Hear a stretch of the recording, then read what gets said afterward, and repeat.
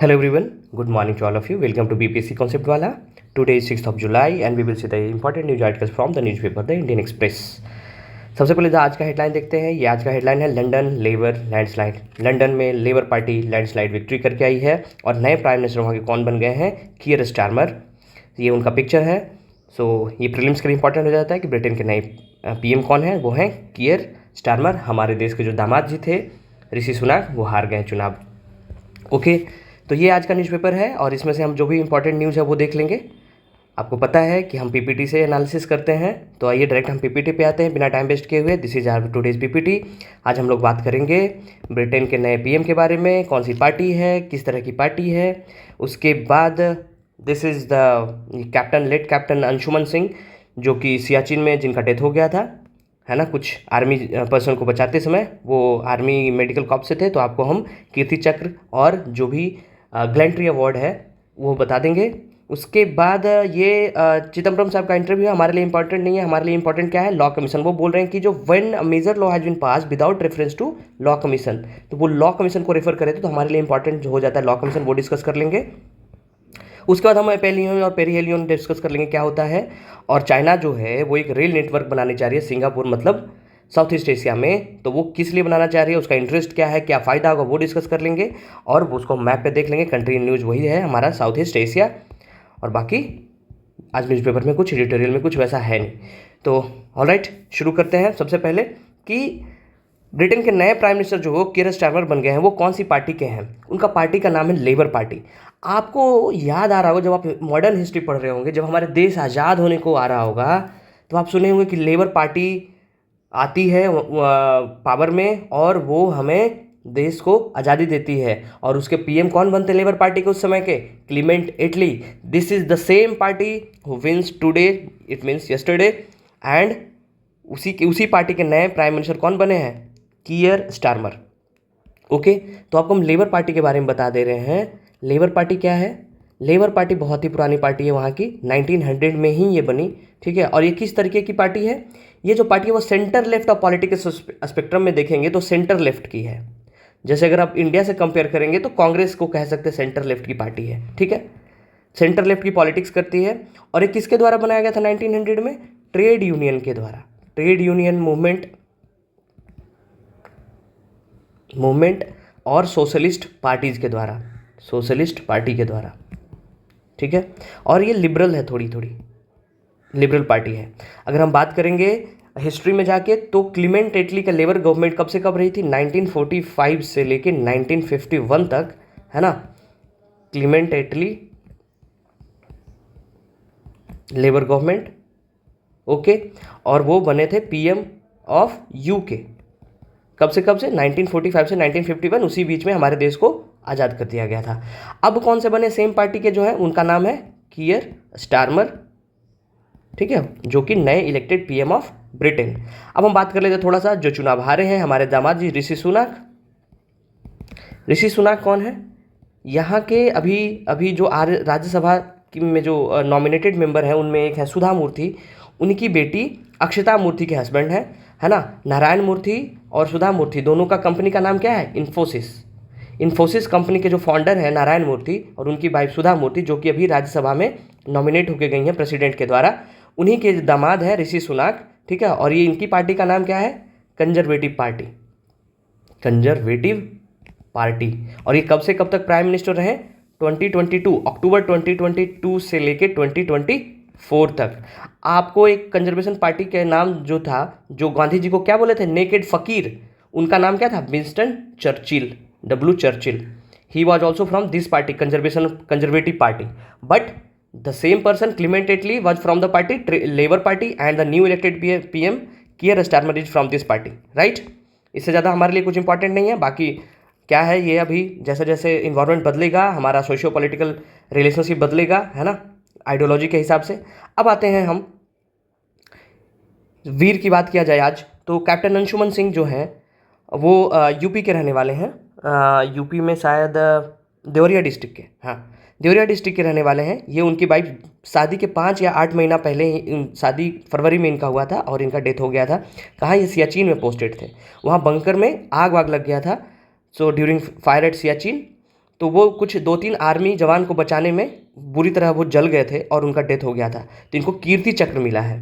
अब आपको हम एक बार हायरार्की बता दे रहे हैं, हायरार्की कहना गलत होगा, वो कौन कौन सा मेडल जो है गैलेंट्री के लिए दिया जाता है वो बता दे रहे हैं आपको। हम पहले भी डिस्कस किए हैं। एक होता है परमवीर चक्र, परमवीर चक्र, ओके, और ये अशोक चक्र, अशोक चक्र।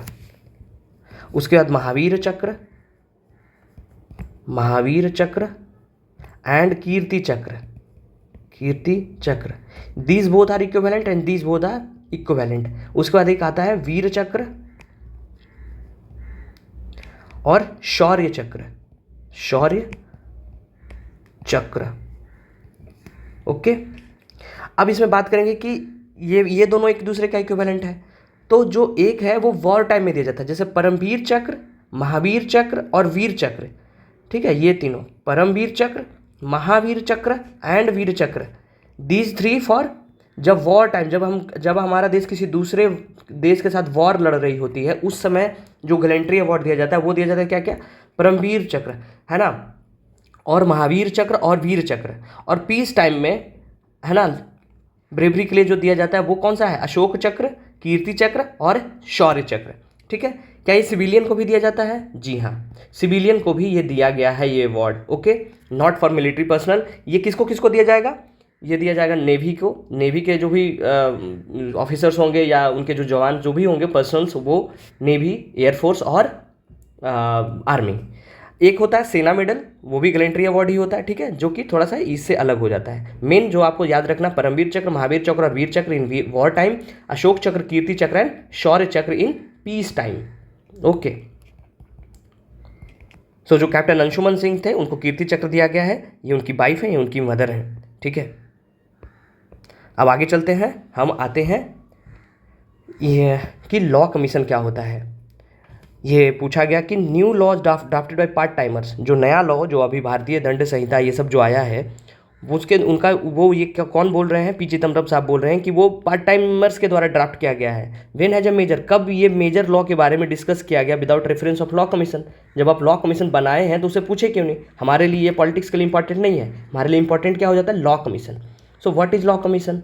लॉ कमीशन क्या है? लॉ कमीशन जो है वो एक एग्जीक्यूटिव बॉडी है। सबसे पहले आपको यही पता होना चाहिए कि law commission is a kind of executive body, ना कि स्टैट्यूटरी बॉडी है और कॉन्स्टिट्यूशनल बॉडी है। ये क्या है? Executive body. एग्जीक्यूटिव बॉडी कैसे होता है, किसको कहते हैं? वैसा बॉडी जो गवर्नमेंट ऑफ इंडिया के ऑर्डर से बनाया गया हो, ठीक है, established by an order of government of India, ठीक है। जो कॉन्स्टिट्यूशन में जिस बॉडी के बारे में लिखा होता है वो क्या होता है? Constitutional body. और जब कोई एक्ट पास करके, हम पार्लियामेंट में कोई एक्ट पास करके बॉडी बनाते हैं, वो बॉडी क्या होता है? Statutory body. So here is a clear difference between constitutional body, statutory body and executive body. तो हम ये जो लॉ कमीशन है वो किस तरीके की बॉडी है? एग्जीक्यूटिव बॉडी है। और वो कैसे बनती है? गवर्नमेंट ऑफ इंडिया के जस्ट एक ऑर्डर से कि हाँ ये बॉडी चाहिए। किस लिए? To research and advise the government on legal reform, ठीक है। किस काम के लिए? कि जब भी लीगल रिफॉर्म की बात आएगी तो हम क्या करेंगे, इसको हम रेफर करेंगे, उसका रिसर्च के बारे में बोलेंगे, इसके बारे में पता करिए, उससे एडवाइस लिया जाएगा गवर्नमेंट को लीगल फॉर्म में। इसके मेंबर कौन कौन होते हैं? कोई भी लीगल एक्सपर्ट अगर आप हैं किसी भी मामले में तो आप हो सकते हैं, और रिटायर्ड जस्टिस, रिटायर्ड जजेस, ठीक है। लेकिन हेड कौन करते हैं? जो जजेस होंगे उनके द्वारा ये हेड किया जाता है। इनका फिक्स टेन्योर होता है और ये क्या होते हैं? एडवाइजरी बॉडी होती है। और ये कौन से मिनिस्ट्री के अंदर आता है? Ministry of law and justice. अब आपको ये बताना, आपसे एक सवाल पूछते हैं कि अभी नया नया कैबिनेट बना है तो minister of law and justice कौन है? आप कमेंट बॉक्स में जवाब दीजिएगा, ठीक है। अब बात करेंगे कि लॉ कमीशन का हेडक्वार्टर है कहाँ है, तो ये है न्यू दिल्ली, ठीक है। अभी कौन सा कमीशन चल रहा है? अभी जो है वो कौन सा चल रहा है? 22nd लॉ कमीशन, ठीक है। इसके चेयरमैन कौन है?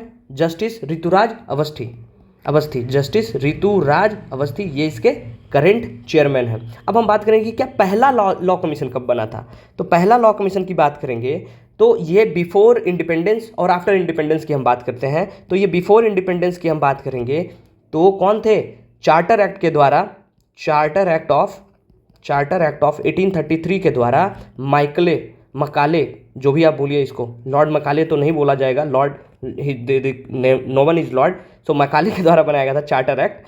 और आफ्टर इंडिपेंडेंस की बात करेंगे तो पहला लॉ कमीशन जो बनाया गया था इंडिपेंडेंट इंडिया का हमारा 1955 में, कितने दिनों के लिए बनाया गया था? आपको पता है इसका टेन्योर क्या होता है, फिक्स होता है, तो 3 साल के लिए बनाया गया था, 3 ईयर्स के लिए। और वो कौन बने थे? MC स्टालवर्ड, ठीक है। और वो क्या थे? वो पहले अटर्नी जनरल ऑफ इंडिया भी थे, अटर्नी जनरल ऑफ इंडिया भी थे। तो ये ध्यान रखिएगा, ये स्टैटिक सवाल पूछा जा सकता है। MC स्टालवर्ड के बारे में, कब बना था पहला लॉ कमीशन? 1955 में, 3 साल के लिए, ठीक है। और वो अगर बिफोर इंडिपेंडेंस सबसे पहले पूछा जाए कि लॉ कमीशन कब इस्टेब्लिश किया गया था, वो चार्टर एक्ट 1833 के द्वारा। वो किसके द्वारा? मैकाले के द्वारा, ठीक है। अभी कौन सा चल रहा है? वो 22वां लोग ये चल रहा है लॉ कमीशन, और उसके जो चेयरमैन है वो कौन है? Justice Rituraj Awasthi. Okay, I think इससे ज़्यादा कुछ इंपॉर्टेंट है नहीं। अगर हम बात करेंगे कि कौन कौन मेंबर होते हैं, तो ये बॉडी में एक चेयरमैन होंगे, और चेयरमैन के बाद एक चेयरमैन होंगे, एक परमानेंट मेंबर होंगे, एक मेंबर सेक्रेटरी होंगे, और 2 पार्ट टाइम मेंबर होंगे, और 2 एक्स ऑफिशियो मेंबर होंगे, ठीक है। अब आते हैं अगला न्यूज आर्टिकल जो हमको डिस्कस करना है, वो है बैलेंस ऑफ पेमेंट। अब ये क्यों आया है, एक्सप्लेन किया गया है उदित मिश्रा जी के द्वारा, कि बोला गया कि लास्ट वीक जो डेटा आया है RBI के द्वारा, वो क्या शो कर रहा है, आप इसको हम जूम कर दे रहे हैं, वो क्या शो कर रहा है कि इंडिया का जो current account registered surplus during 4th quarter, जनवरी मार्च में, 23-24 में, फाइनेंशियल ईयर में, 23-24 के जो फाइनेंशियल ईयर है उसमें जो इंडिया का करेंट अकाउंट रजिस्टर है वो सरप्लस आया है ना, 4th क्वार्टर में। This was the first time on 11 quarters, 11 quarters में पहली बार ऐसा विटनेस किया गया है, जो कि हमारा जो करंट अकाउंट है वो क्या आया है? पॉजिटिव आया है। अब आपको ये समझना है पहले कि बैलेंस ऑफ पेमेंट क्या होता है, करेंट अकाउंट क्या होता है, कैपिटल अकाउंट क्या होता है, फाइनेंशियल अकाउंट क्या होता है। तो आपको हम बहुत ही ब्रीफ में बता दे रहे हैं कि what is balance of payment. इसको BOP भी बोलते हैं शॉर्ट में, बैलेंस ऑफ पेमेंट। इसका काम होता है? Use to monitor all international monetary transaction in a specific period, कि जैसे 1 साल या 1 क्वार्टर में जितना भी इंटरनेशनल मॉनेटरी, चाहे वो प्राइवेट के द्वारा किया गया हो, प्राइवेट एंटिटी के द्वारा, चाहे वो गवर्नमेंट एंटिटी के द्वारा किया गया हो, बैलेंस ऑफ पेमेंट, जितना भी ट्रांजेक्शन किया जाता है, ठीक है, उसको मॉनिटर करती है, उसका एक रिकॉर्ड बनाया जाता है। वो क्या होता है? बैलेंस ऑफ पेमेंट, कि कितना हम इंपोर्ट किए, कितना प्राइवेट कंपनी इंपोर्ट की, कितना हम एक्सपोर्ट किए, कितना प्राइवेट एंटिटी एक्सपोर्ट किया, कितना इंडिविजुअल एक्सपोर्ट किया गया। जो भी इंटरनेशनल मॉनेटरी ट्रांजेक्शन होता है एक स्पेसिफिक पीरियड में, उसको मॉनिटर करने के लिए एक बही खाता बनाते हैं, एक लेजर बनाते हैं, और उसको हम क्या बोलते हैं? Balance of payment. अब ये 3 तरह का होता है, मेनली 2 ही तरह का होता है, करेंट अकाउंट और कैपिटल अकाउंट। लेकिन एक फाइनेंशियल अकाउंट भी होता है जिसमें जो किस चीज़ से डील करता है? रियल एस्टेट से, बॉन्ड से, है ना, और स्टॉक, ये सबको, उसको फाइनेंशियल अकाउंट बोलते हैं। लेकिन बेसिकली जो फेमस है सबसे ज़्यादा वो क्या है? करेंट अकाउंट और कैपिटल अकाउंट। तो यहाँ देखिए, यहाँ बताया गया कि what is balance of payment. तो balance of payment is essentially a ledger, ledger मतलब क्या? एक बही खाता, एक record of a country transaction with the rest of the world and Indian trade and transaction with the rest of the world.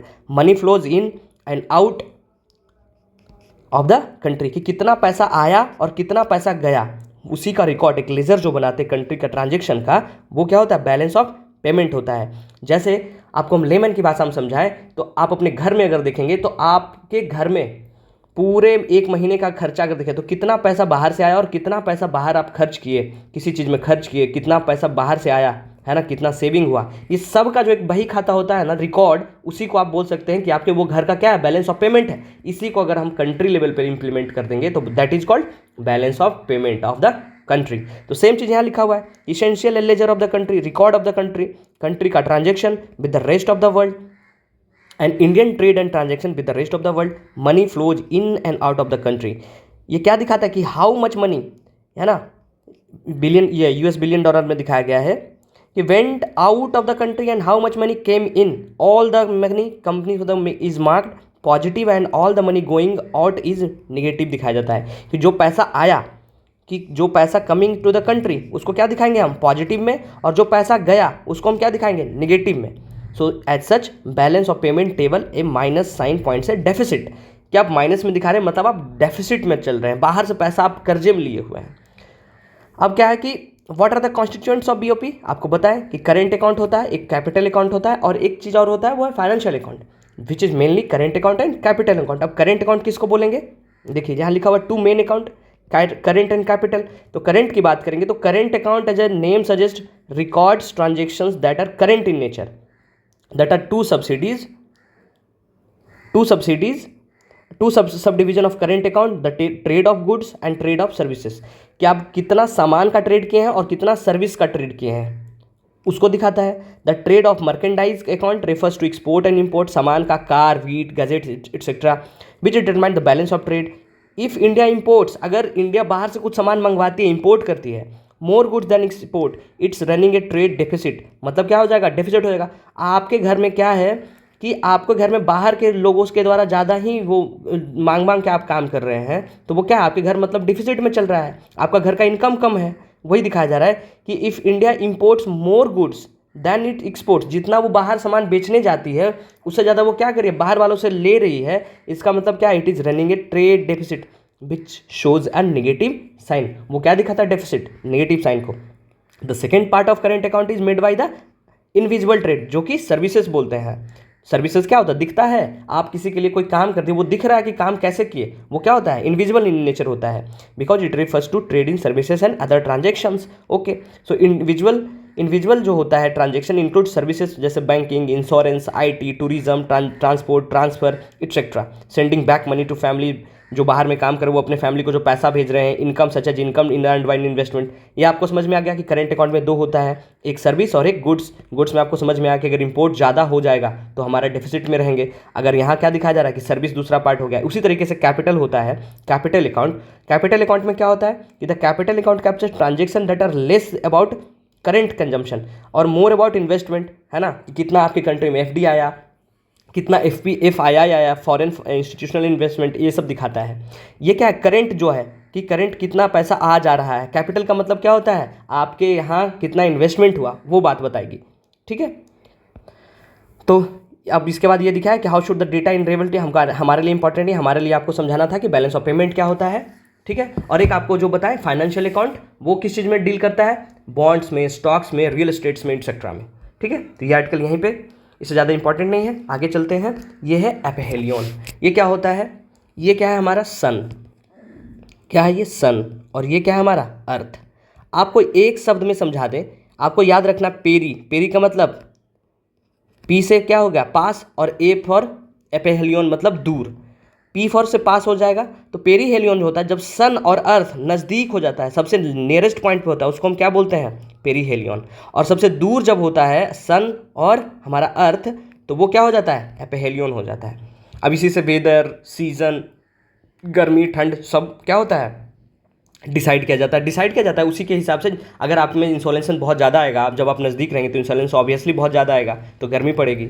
ठीक है, अब इसमें भी आ जाता है नॉर्थ पोल, साउथ पोल। ठीक है ना, फिर टिल्टेशन, तो वो सब आप ज्योग्राफी में पढ़े ही होंगे, बस आपको रिवाइज करवाना था कि पेरीहेलियन का एग्जाम में पूछ देगा क्या होता है। तो जब पी फॉर पास, है ना, याद रखना पी फॉर पास, कि जब अर्थ और सन नज़दीक होगा सबसे नियरेस्ट पॉइंट पे, वो होता है क्या, पेरीहेलियन। और जब सबसे फारदेस्ट पॉइंट पे होगा, दूर होगा, वो क्या होता है, एपहेलियन। बाकी इसको एक बार पढ़ लीजिएगा, आप लोग ज्योग्राफी पढ़े होंगे, समझ में आ जाएगा, टाइम वेस्ट करने का नीड है नहीं। ठीक है, अब एक इंपॉर्टेंट न्यूज़ है यहाँ की कि why China wants to build a rail network to Singapore via South East Asia, कि जो चाइना है वो क्यों साउथ ईस्ट एशिया में सिंगापुर को ऐड करना चाहती है रेल नेटवर्क से, उसके बारे में एक्सप्लेन लिया गया है। हमारे लिए इंपॉर्टेंट हो जाता है क्योंकि ये हमारा पड़ोसी है सब। ठीक है, आप सुने होंगे कि बेल्ट एंड रोड के बारे में, उसका इनिशिएटिव है BRI, है ना, बेल्ट एंड रोड इनिशिएटिव के बारे में। इसमें इसमें ये कौन कौन से कंट्री से होकर जाता है, एशिया, अफ्रीका, साउथ अमेरिका, सब से। तो इसको क्या बोला जाता है, अटेम्प्टिंग, कि आप एक पूरा देश को आप कवर कर ले रहे हैं। लेकिन इंटरेस्ट यहाँ चाइना का और क्या हो जा रहा है, जो साउथ ईस्ट एशिया में स्पेशली यहाँ सिंगापुर से लेके ये सब एरिया को ये कनेक्ट करना चाह रहा है, क्यों, तो वो देखते हैं कि ये पहले तो न्यूज़ में कहाँ से आया वो देख लेते हैं कि during his visit to Malaysia last month, Chinese premier Li Keqiang said that China was willing to study a plan to connect its railway project in the South East Asia country to Malaysia, Laos and Thailand. पहले ये तीनों country आपको ध्यान में रखना है कि कौन कौन सा, मलेशिया, दिस इज मलेशिया, उसके बाद लाओस, ठीक है, दिस इज लाओस, और कहाँ, थाईलैंड, दिस इज थाईलैंड, ये हो गया बैंकॉक का थाईलैंड। ठीक है, ये दिस इज थाईलैंड। तो ये तीनों कंट्री को क्यों ऐड करना चाह रही है। ओके, अब ये देखते हैं कि क्यों करना चाह रही है। कि China has a major investment in region under belt and road initiative, अभी आपको बताया कि build as an attempt to enhance infrastructure development in Asia, Africa and South America. अब इसका जो मलेशिया का ईस्ट कोस्ट रेलवे लिंक है जो है ECRL, वो है क्या वो देख लेते हैं। ये कितना इसमें ये इन्वेस्टमेंट किया जाएगा, $10 बिलियन, $10 बिलियन का प्रोजेक्ट है ये, ध्यान में रखना है। ECRL क्या है, east coast rail link, east coast rail link, $10 billion का इन्वेस्टमेंट कौन करेगी, चाइना करेगी, पैन एशिया रेलवे नेटवर्क के लिए, कि वो पूरे एशिया में अपना रेलवे नेटवर्क बिछाना चाहती है। That would connect the South East Chinese city and transportation hub of Kunming in Singapore, है ना। सिंगापुर का जो कुमलिंग एरिया है, ये देखिए ये सिंगापुर है, इसका जो कुमलिंग एरिया है यहाँ, मतलब कि पूरा साउथ ईस्ट का जो सबसे नियरेस्ट सबसे लास्ट पॉइंट है वहाँ तक ये कनेक्ट करना चाहती है अपने रेलवे नेटवर्क को, ये पूरा एरिया को कवर करना चाहती है, ठीक है।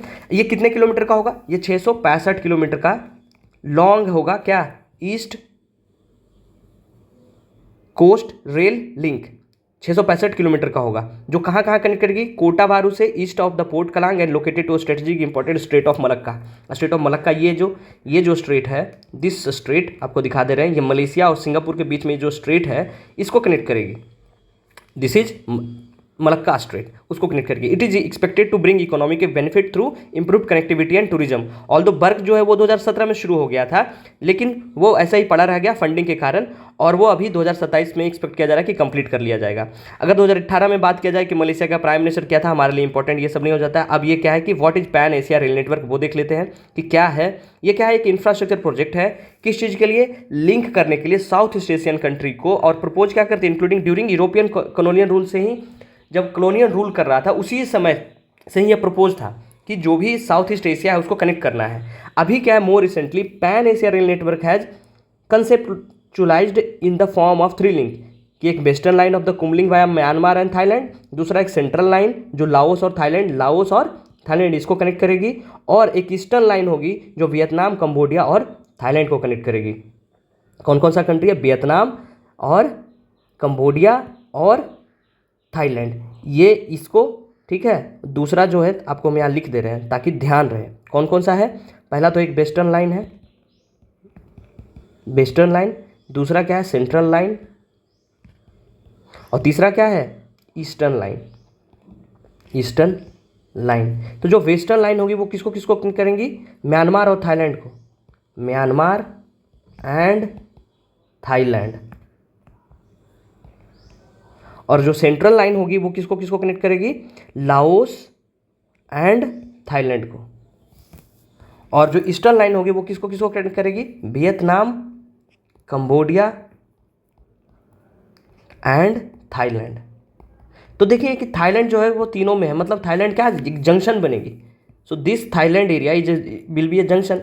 अब थाईलैंड से म्यांमार एक लाइन यहाँ पे, ठीक है, ये क्या हो जाएगी, वेस्टर्न लाइन, वेस्ट की ओर है। फिर थाईलैंड से लाओस, ये दूसरी लाइन, इसको सेंट्रल लाइन बोल रहे हैं। और थाईलैंड, वियतनाम और कंबोडिया, है ना, ये वियतनाम और कंबोडिया, ये जो एक लाइन होगी वो क्या होगा, ईस्टर्न लाइन होगा। तो आपको समझ में आ गया होगा कि थाईलैंड जो है वो जंक्शन बन रही है, और जो इस तरफ गई वो वेस्टर्न लाइन हो गई, ये लाओस को कनेक्ट की वो सेंट्रल लाइन हो गई, और ये एरिया को जो कनेक्ट की वो क्या हो जाएगी, ईस्टर्न लाइन। ये है क्या, pan Asia rail network. Another line would connect Thailand capital Bangkok और मलेशिया, ये सब है। स्ट्रेट ऑफ मलक्का को कनेक्ट करेगी, माउथ ऑफ सीट, जो कि 30% of global trade passes through this straight, है ना। क्यों, क्योंकि 30% जो ग्लोबल ट्रेड है वो यहीं से इस स्ट्रेट, मलक्का स्ट्रेट से क्रॉस करती है, इसके लिए। अब इसका रेल नेटवर्क का करेंट स्टेटस क्या है कि वो पहले फंडिंग के कारण बहुत फेस किया प्रॉब्लम, अभी चाइना फंड कर रही है $10 बिलियन, इसके कारण बनेगी। और इंपॉर्टेंट क्या हो जाता है कि most strategy founded pan Asia railway system complement maritime shipping rather than compete with it. बोला जा रहा है कि वहाँ पहले जो एयर का जो ट्रैवलिंग है ये इससे सस्ता पड़ेगा, लेकिन फिर भी चाइना क्यों कर रही है, क्योंकि वो ट्रेड उससे बढ़ेगा। 30% ट्रेड जो है वो मलक्का स्ट्रेट से होकर जाती है। तो बोला कि most studies have found that a pan Asia railway system would complement करेगा किसको, maritime shipping rather than compete with it. अब चाइना का इंटरेस्ट यहाँ क्या है, सिर्फ और सिर्फ trade, the single word is trade. कि हिलमैन जो हैं वो रिसर्च किए थे और वो बता रहे हैं कि प्रेसिडेंट शी जिनपिंग का जो बोर्ड रोड ये इनिशिएटिव जो है, BRI इनिशिएटिव, चाइनीज प्रीमियर, वो बता रहे कि एशियन समिट 2007 से ही मेंशन किया गया था। But despite missing deadlines, China has made the pan Asia railway and even more central part. Of its regional engagement के लिए। रीजन जब तक रीजनल इंगेजमेंट नहीं होगा ट्रेड क्या होगा, बढ़ेगा नहीं। आपको अपना पैर फैलाना तो क्या करेंगे, सबसे पहले ट्रांसपोर्टेशन अच्छा करना है, उसी के लिए रीजनल इंगेजमेंट के लिए। जब रीजनल इंगेजमेंट अच्छा हो जाएगा तो ट्रेड ऑब्वियसली बहुत ज़्यादा हो जाएगा। इससे क्या हो जाएगा, चाइना का जो साउथ ईस्ट का जो अकाउंट ऑफ ज्योग्राफी और स्ट्रॉन्ग इकोनॉमिकल कल्चरल टाइप भी अच्छा हो जाएगा इसके लिए, और लार्जेस्ट ट्रेडिंग पार्टनर जो है उसके बनने के लिए ये सब काम किया जा रहा है। ठीक है, इसको एक बार अच्छे से आप पढ़ लीजिएगा।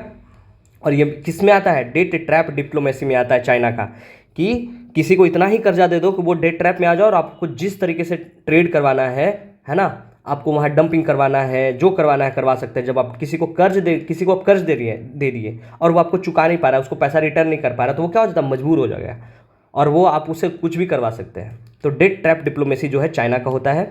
ठीक है, it has rejected acquisition of practising, उस पर एलिगेशन लगा तो बोला नहीं, डेट ट्रैप एलिगेशन को वो क्या किया है, एक्विजिशन को रिजेक्ट किया है, लेकिन है क्या सेम, ये डेट ट्रैप डिप्लोमेसी का ही एक पार्ट है। ओके, अब आगे चलते हैं। आगे हम देख लेते हैं कि कौन कौन से एरिया की हम बात कर रहे थे। तो ये है चाइना, और वो कहाँ कहाँ की बात करिए, Cambodia, Thailand, Laos, Vietnam, Myanmar और मलेशिया। और वो यहाँ तक स्ट्रेट ऑफ जो मलक्का है, ये straight of Malacca this area, यहाँ पे तक ये 30% ऑफ ग्लोबल ट्रेड का ये यहाँ से होता है। तो यहाँ तक वो रेलवे नेटवर्क बिछाना चाह रही है, ये वेस्टर्न में, थाईलैंड से इधर, लाओस सेंट्रल, और हनोई से होके लाओस, कंबोडिया, वियतनाम तक का ये ये ईस्टर्न का। ठीक है, ये आपको ध्यान में रखना है कि चाइना ये हमारे इंडिया का पार्ट है। म्यांमार, ये देखिए इससे क्या होगा कि इंडिया को वो चारों तरफ से घेर लेगा। तो और ये लोग को छोटी छोटी कंट्रीज़ है जिसका मेन पैसा कमाने का जरिया क्या है, टूरिज़्म, और इतना ज़्यादा पैसा दे के यहाँ पे अपना आप रेल, किसी के घर में आप रेल बिछा दिए हैं तो क्या होगा, डेट ट्रैप में आ जाएगा इसीलिए। ठीक है, बाकी देख लीजिए, जावा इंडोनेशिया का, जावन सीड है ना, ये अंडमान और निकोबार इंडिया है, और ये गल्फ ऑफ थाईलैंड है। आपको भी यहाँ पे गल्फ ऑफ टंकिन मिल जाएगा, ये पार्सल आइलैंड है। ठीक है, ये मलेशिया का एक पार्ट ये है, और मलेशिया का एक पार्ट ये है, छोटी सी ये कंट्री ब्रुनई है। ठीक है, बाकी आज के लिए इतना ही, फिर मिलते हैं कल हम डिस्कशन में। जो भी सवाल पूछा गया वो ध्यान से पढ़िए और बताइए और नोट्स बनाइए। Thank you so much.